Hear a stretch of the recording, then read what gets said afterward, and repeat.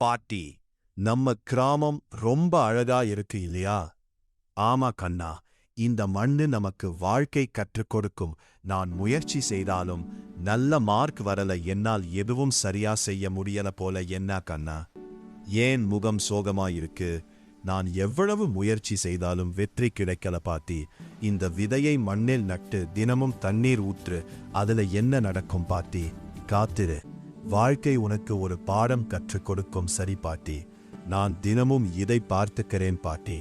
விதை வளரவே இல்ல, மண்ணுக்குள் விதை முதலில் வேரை வளர்க்கும்.